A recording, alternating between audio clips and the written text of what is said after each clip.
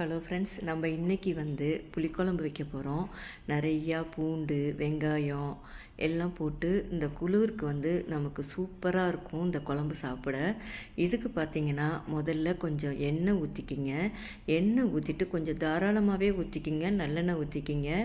கொஞ்சம் கடுகு, ஜீரகம், சோம்பு, வெந்தயம், தக்காளி, வெங்காயம், பூண்டு இது எல்லாத்தையுமே போட்டு நல்லா இதை வதக்கி கொடுங்க.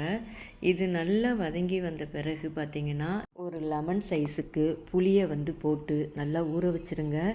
அதுக்கப்புறம் அதை நல்லா கரைச்சி அதை ஒரு பேஸ்ட்டாக எடுத்துக்குங்க. நெக்ஸ்ட் பார்த்திங்கன்னா அதுக்கு தேவையான மிளகாத்தூள் கொஞ்சம் போட்டு இந்த புளி கரைசலையும் அதோட போட்டு இதை நல்லா கரைச்சி விட்டுடுங்க. நெக்ஸ்ட்டு பார்த்திங்கன்னா இதுக்கு கொஞ்சம் தேங்காய் பேஸ்ட்டு அரைச்சி ஊற்றினா தான் சூப்பராக இருக்கும். தேங்காய் கொஞ்சம் பார்த்திங்கனாக்கா ஜீரகம், கொஞ்சம் மிளகு, கொஞ்சம் சோம்பு இது எல்லாத்தையுமே போட்டு இதை ஒரு பேஸ்ட்டாக நல்லா இதை அரைச்சி வச்சுருங்க. அப்புறமா நம்ம இப்போ தக்காளி, வெங்காயம், பூண்டு இதெல்லாமே நல்லா வதங்கிடுச்சா அப்படின்னு சொல்லிட்டு பார்த்துக்குங்க.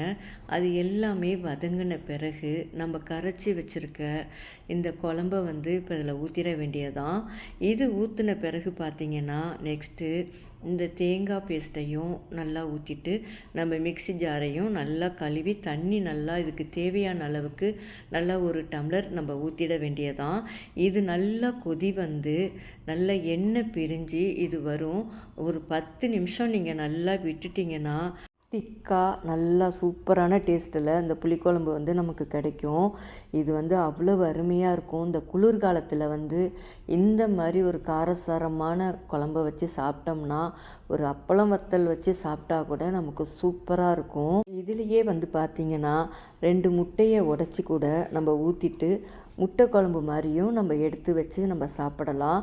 அதுவும் ரொம்ப டேஸ்ட்டாக இருக்கும். இதே மெத்தடில் நீங்களும் செஞ்சு பாருங்கள். செஞ்சு பார்த்துட்டு இந்த குழம்பு எப்படி இருக்குன்னு எனக்கு சொல்லுங்கள். இந்த வீடியோ பிடிச்சிருந்தால் இந்த வீடியோவுக்கு ஒரு லைக் கொடுங்க. நெக்ஸ்ட் வீடியோவில் பார்க்கலாம். நன்றி, வணக்கம்.